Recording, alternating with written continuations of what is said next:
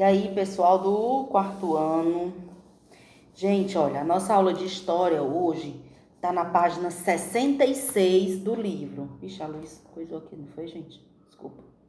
Tá na página 66 do livro de vocês. Página 66, vamos lá.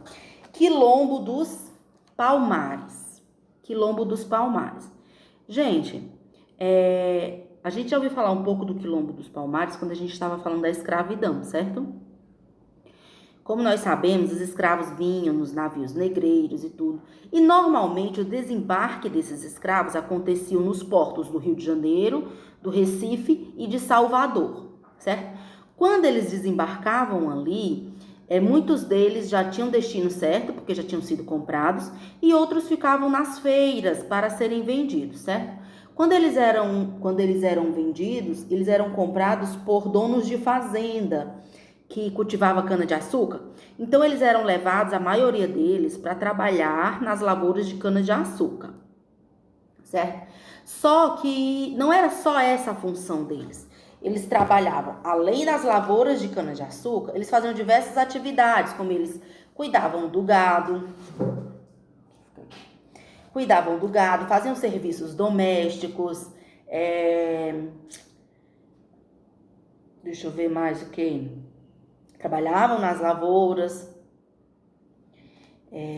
também. Muitos deles eram utilizados nas construções, né, no ramo das construções.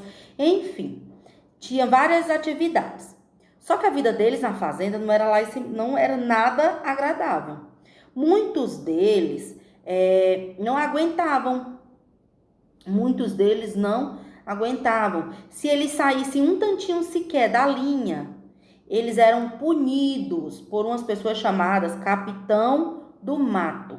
Era tipo como se fosse a espécie de gerente da fazenda, que lá ele estava responsável por manter a ordem e ver como é que estava o funcionamento dos escravos, certo? Isso, os escravos homens. As escravas, elas eram contratadas para trabalhar nas cozinhas, algumas delas nas lavouras também, e sendo, gente, que muitas delas serviam como ama de leite. O que é uma ama de leite? Ou chamada também de mãe preta na época. O que significava? As donas, né? As donas das escravas tinham seus filhos.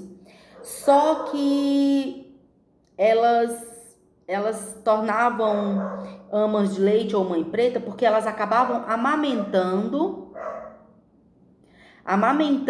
os filhos dos patrões, das patroas, das sinhazinhas, como conhecidas, certo? Trabalhavam como amas de leite, elas acabavam amamentando. E muitos deles, gente, os filhos dos donos, tinham mais apreço pelas escravas do que pelas próprias mães.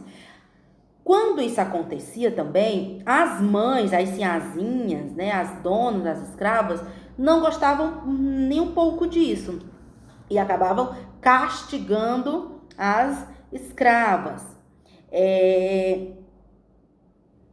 Deixa eu ver. Fora esses maus tratos, esse abuso que tinham entre eles e tudo, muitos dos escravos acabavam sendo atingidos pelo banzo. O que era o banzo? O que é banzo, gente? Gente, banzo é uma espécie, era como se fosse assim, era uma doença causada pela saudade da terra deles. Acho que como hoje a gente deve conhecer como depressão, entendeu? Então era uma doença que eles sentiam tanta falta da terra deles, de onde eles moravam, que eles acabavam doentes. Essa doença é chamada de banzo e acabavam morrendo. Devido aos maus tratos causados pelos capitães do mato, eles fugiam. Quando eles conseguiam fugir, eles fugiam para o quilombo.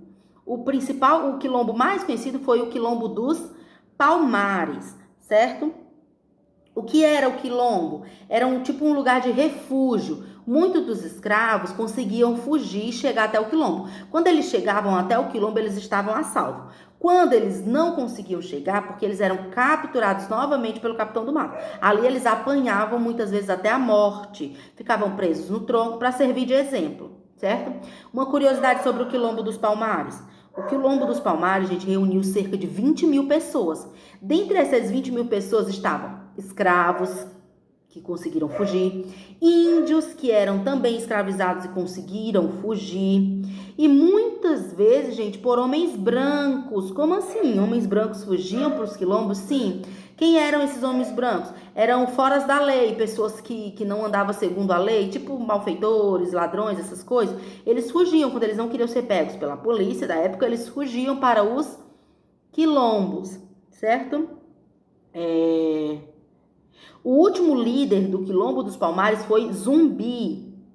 E ele virou uma lenda, gente, devido à bravura. Ele foi um homem muito bravo mesmo. Ele lutou com todas as forças para conseguir dar um pouco de dignidade no Quilombo para as pessoas que fugiam para lá, certo? Na página 67, vocês vão ver um pouco falando sobre Zumbi dos Palmares. Quem foi Zumbi dos Palmares? Tudo isso tem na página 67. Outra curiosidade, a presença da mulher negra no Quilombo. Teve três principais mulheres negras que fizeram história nos quilombos. Quem foram? Aqualtune, líder do Quilombo dos Palmares, princesa da África, filha do rei do Congo. Ela foi uma das. Tem a Teresa de Quarité, rainha do Quilombo, durante 20 anos, mais ou menos. E teve também Dandara, uma das lideranças femininas negras que lutou junto com o Zumbi dos Palmares contra o sistema escravocrático. Ou seja, ela lutou junto com o Zumbi dos Palmares pelos direitos dos escravos. Direito esses que nós sabemos que veio muito depois, né? Muito depois mesmo. Viu? Então, gente, esse conteúdo tá da página 66 e 67. Vocês vão dar uma lida no livro de história de vocês, certo? Para resolver as atividades seguindo a agenda eletrônica. Até a próxima!